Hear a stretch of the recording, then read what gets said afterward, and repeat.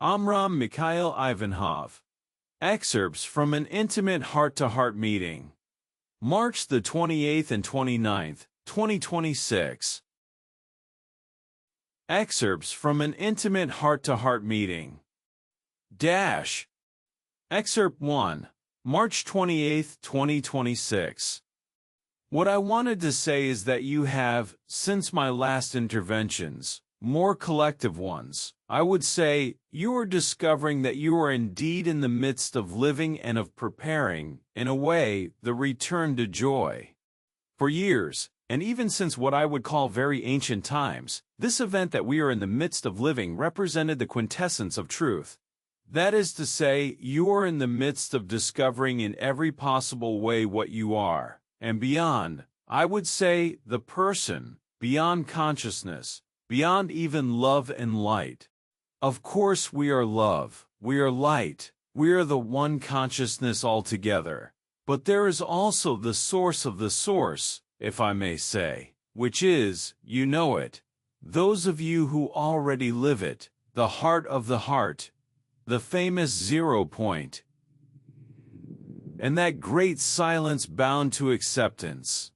And the circumstances upon the stage of the world are nothing but the translation of the disintegration, of the dissolution of the lie since the origins of creation.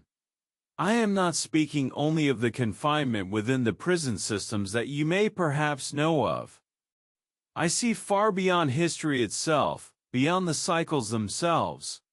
It is a moment, a time that you are in the midst of living and that we are in the midst of living, actively I would say. Because everything is explainable, understandable in the face of any disorder through, I would say, the inner alignment with the real.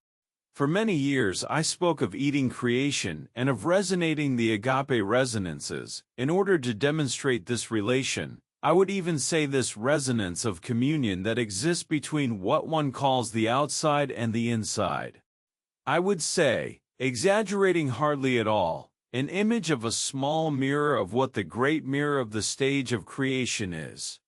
Of course, you also know, through what we say to one another, that the only way to be there where you have always been, is humility, it is simplicity, it is the acceptance of what is.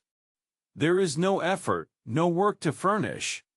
We spoke years ago of the crucifixion, of the resurrection, because it was necessary to find images within the history we were following that would recall to us key moments in history itself, in order to arrive at this precise moment where we all are. Excerpt 2, March 28, 2026. We are closer and closer, within you as outside of you. We are more and more, how would you say, reunified somewhere? This reunification is far more than the process named, I believe by Bernard de Montreal, fusion. It is not only a fusion, it is now a dissolution, as is the case at the level of the cosmos, as with what is happening in society, of all the zones of shadow. The unmasking of what finally is not to be judged but to be understood within oneself. There is neither injustice nor justice. There is, I repeat to you, neither good nor evil. It is beyond that. And this closeness that you describe, and which indeed I have felt, is bound to the absence of falsification, to the absence of personal interest in the sense of the ego or of the soul, but it is truly bound to your greater availability and to our greater availability, which depends not upon our consciousness, upon your consciousness, but solely upon the present circumstances. One has the impression at times that it seems to be progressing, and this is not an illusion. Both the chaos of society that you see everywhere, wherever you may be in this world of course, and the inner harmony which is not a balance, which is not an experience, but which is something we have named the natural state, the real. Because you are discovering the thread, the fundamental law that you are beyond all the games, beyond all the dimensions, all the functions, and all the stories.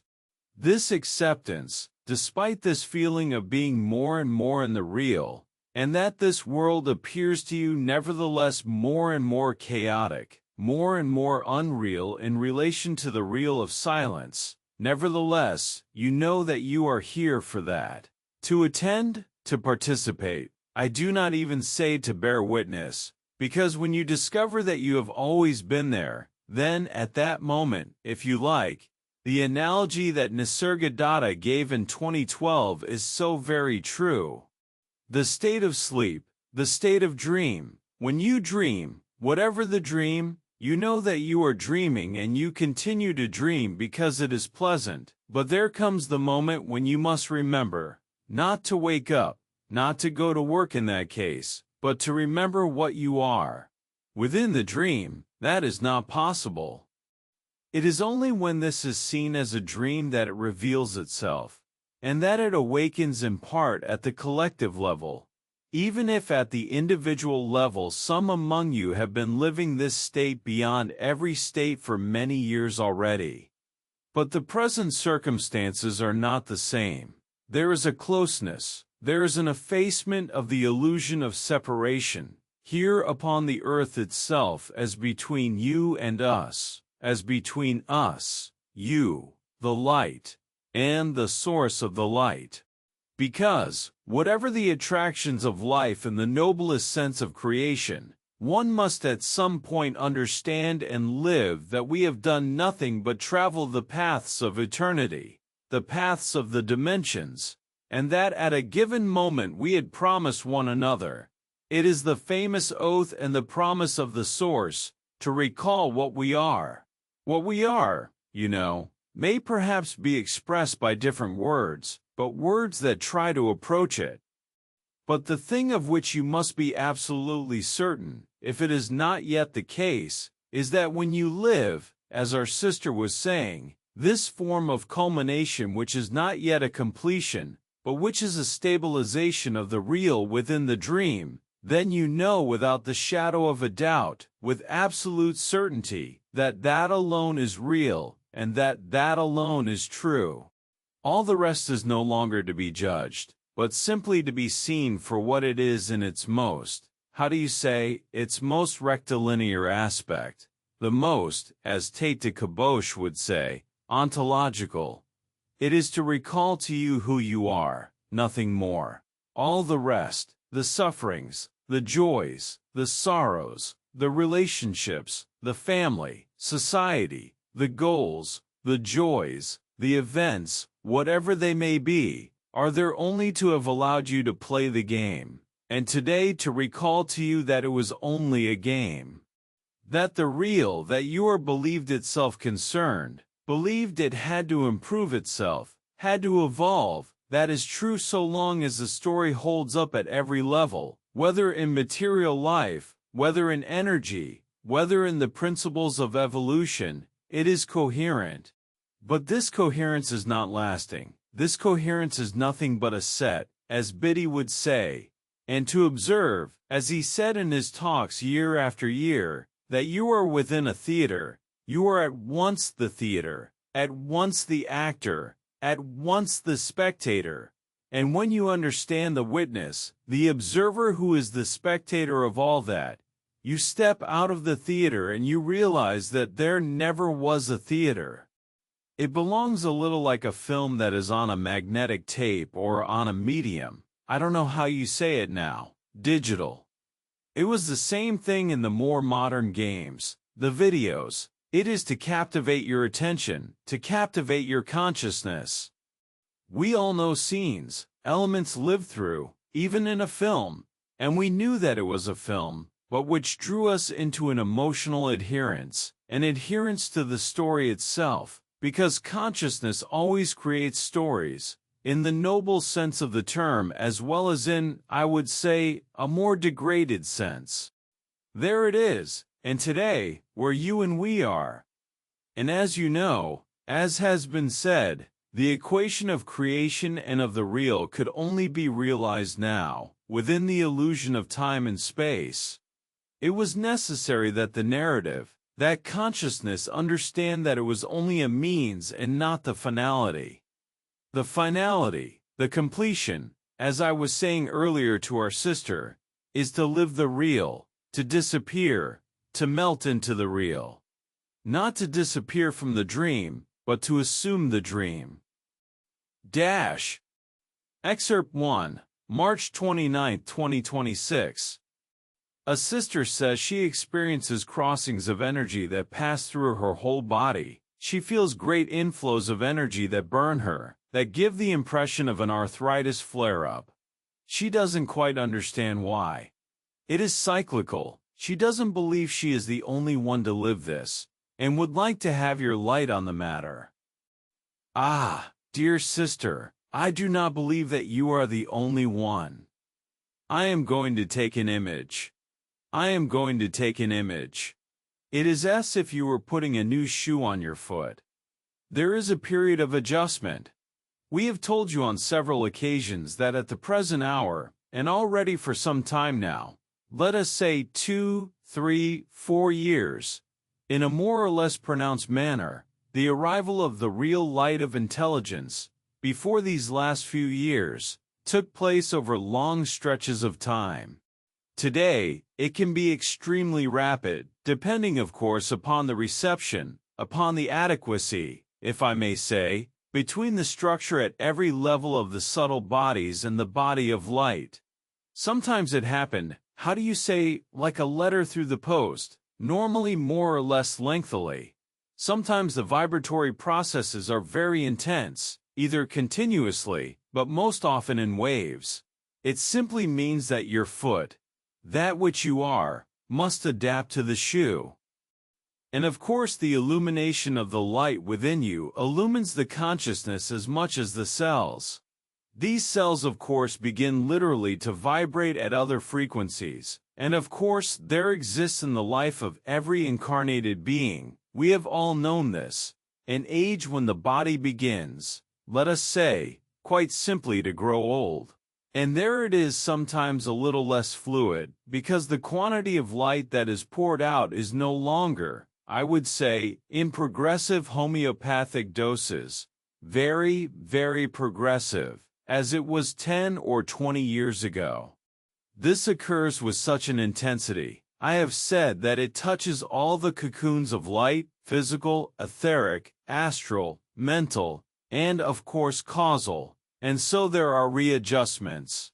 It can pass, when there is a vibration that is perceived as very strong or very intense, necessarily through a new readjustment that may occur in the head, as well as in the emotions, in the behaviors, or again directly, as we have just said, in the physical body.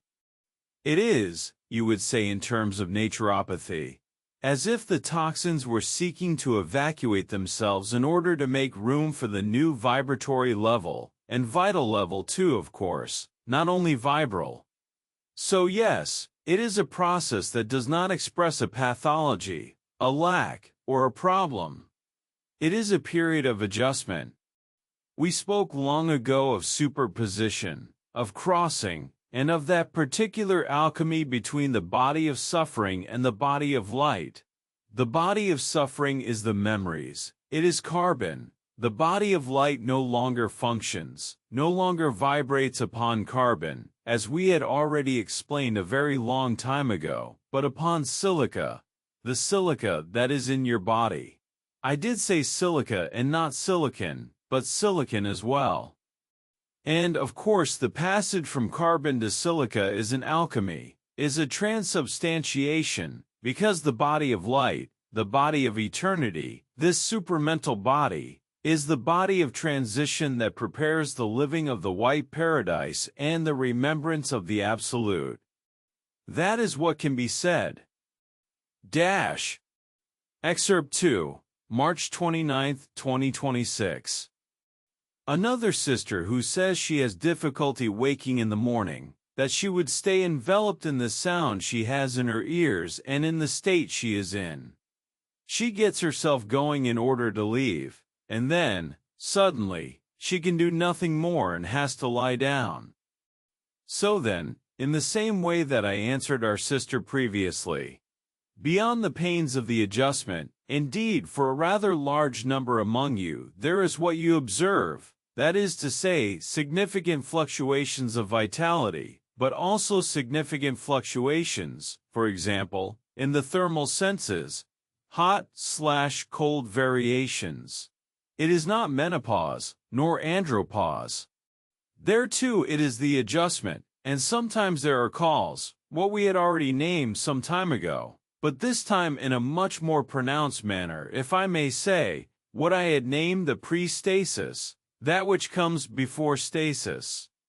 These are moments when the injunction, the call of the light, the call of yourselves and what you really are, makes you literally cut off, not from life, but cut off from the scenario of your script, of the theater stage that you are living.